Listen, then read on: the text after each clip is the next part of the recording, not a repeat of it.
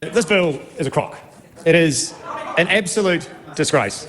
A disgrace of a bill introduced by a disingenuous minister. The reason I say that, Madam Chair, is he stood up yet again in this House and promised New Zealanders that this bill would work. Quote, "We know that local water done well works, and we have fixed the issue." That is not true, and he knows it's not true.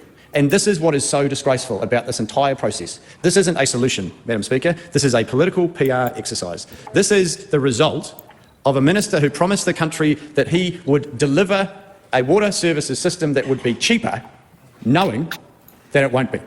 And at no point throughout this entire process, a process that concludes with this bill tonight, has he ever produced numbers to demonstrate that it adds up. He knows it doesn't. And this is the thing I find so egregious. He knows this won't work, and yet he stands up in the House tonight and promises, yet again, empty promises, promises he never intends to keep. If he did, he'd be able to prove it.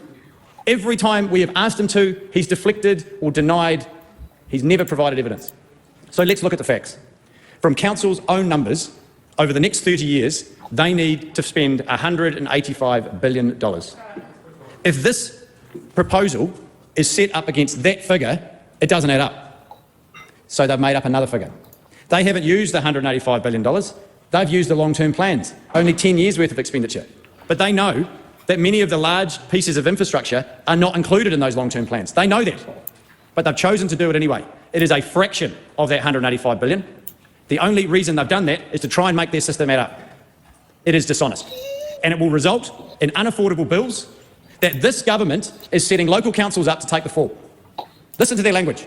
The Prime Minister turning up to the local government conference and saying that mayors and councillors need to stop doing dumb things, when up to 90% of council expenditure is spent on water and roads as it is. They know that.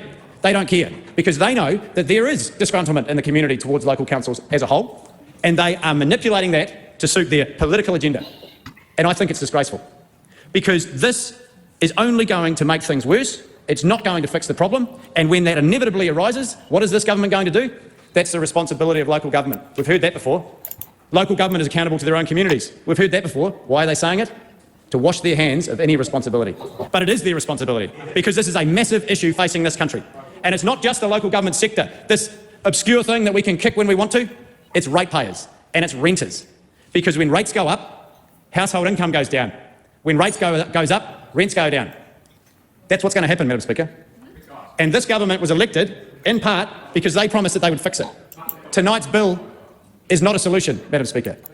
This is going to lead to higher rates. The credit rating agencies have said it. The credit rating agencies have said because of this bill and because this government repealed affordable water, councils' credit ratings will go down. That is a direct result of their policies, and it's out there in the public domain.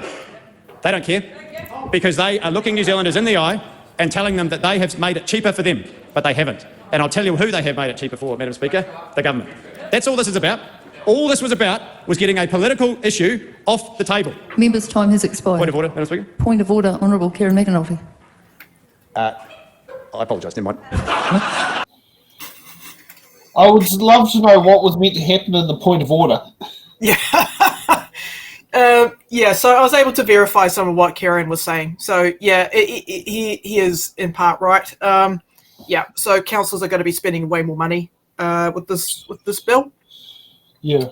As I just noted with all the stats that I've put up. Yeah, it's going to be interesting. The one thing I have found interesting, though, is Carterton District Council, which is known as a council who tries to stand on its own 2 feet, have happily looked at joining a water service entity to be with Taurua and Marston District Council. Oh, yeah.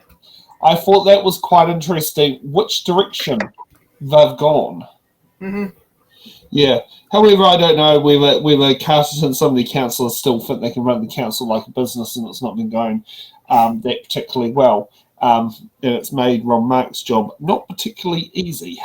No. Well, it's almost like collective ownership does work.